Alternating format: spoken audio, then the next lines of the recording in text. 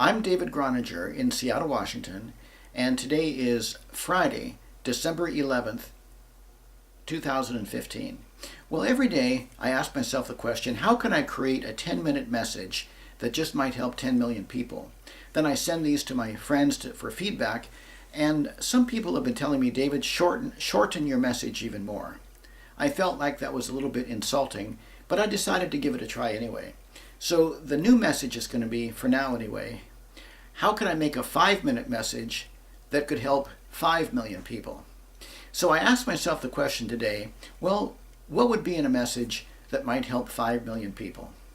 And I have my alarm clock set to go off at 5 minutes to train me to keep the talk short, and which also trains me in life to go for the important things, because we never know how much time we're going to have in life. Just like there's an alarm clock going to go off here in 5 minutes, so at some point in our life there's going to be we're going to run out of time.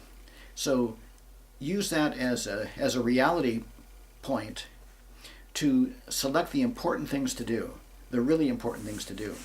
So when I asked myself the question today, okay, David, what is a 5-minute message that can help 5 million people? The answers that came to me today were this: raise your standard for your happiness. Raise the bar, as it's sometimes said. Raise the standards for your happiness. Choose a level of happiness that greatly exceeds what you feel is normal, even for yourself. Now, you don't have to get there tomorrow, or the next day, or even a month from then. But by selecting the standard, it'll give you something to work toward. Choose a higher standard for your happiness. And if you get happy too quick, you might offend people because they think that maybe then you're trying to make them look bad, or that they should be doing more work on themselves, which is difficult. It's not easy sometimes to do the work of personal change. But you do the work of personal change. It is worth it. It has a great benefit to it. And if people you know are going to feel bad because if you look happier, then kind of do a little bit of play acting and just, adjust how you seem or look to their level so they won't feel bad, but still be happy inside and know full well to continue to work on your happiness, and do not allow your standards of well-being, of happiness, of how great you can feel about yourself, how wonderful you can love life, love yourself, love others, and be loved by others. Do not let this standard be set by other people, because other people, they have their standards based on how they see life. I invite you to see life differently. I invite you to raise your standard for your happiness. Consider that of the 7 billion people on this planet, there are people who are very, very, very happy. And that you also can be a person who's happy, extremely happy. And the word happy almost is a little kind of maybe a weak kind of a word.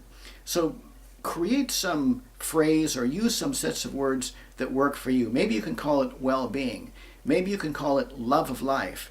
Maybe you can call it an all-around, unkillable stability, an unkillable kind of state of complete embracing of the best of life.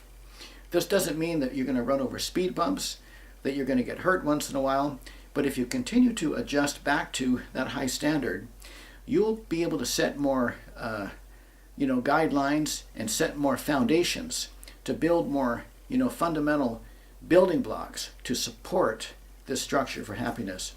So that's my message today. Do not base your standard of happiness on what other people are doing unless they're extremely happy. Find your own standard and then continue, as you grow in life, continue to raise that standard. And this doesn't mean you get so high that then the next day you get so low, and then you want to get so high. And do not use artificial stimulants to try to make you happy, like something from food or drink. Even though healthy food, fresh organic fruits and vegetables, drinking pure water should certainly contribute to a very healthy life, which will sure help you become stable in your working toward a greater happiness.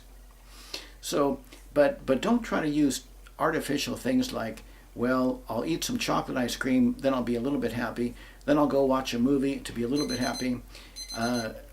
Create more of a fundamental happiness based on simple things that you can do without the need for external stimulus.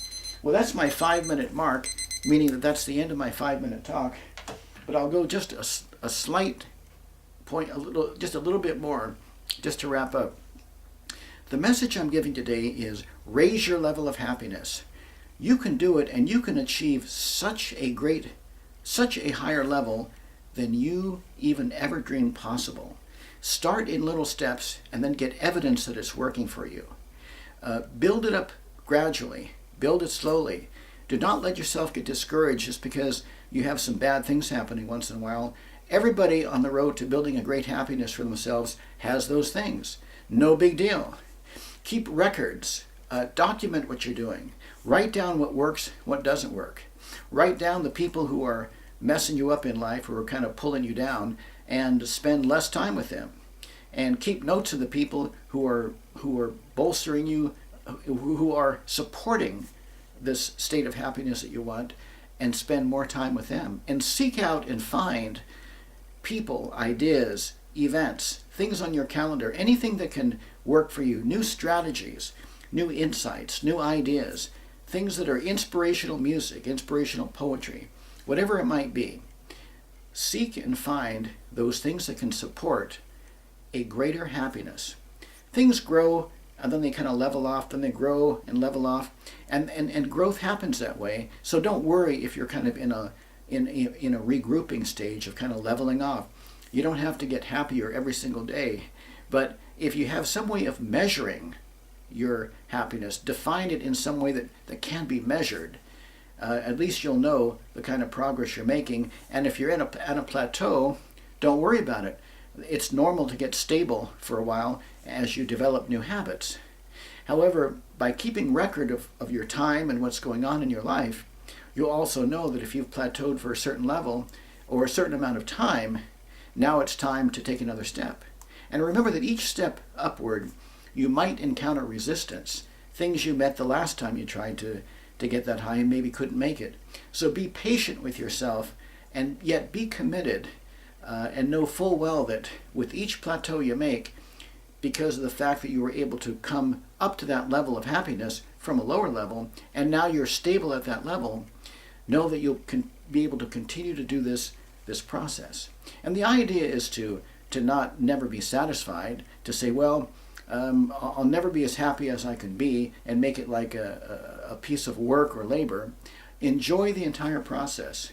Make every building block of this structure of happiness just as valuable as all the happiness in the universe anyway.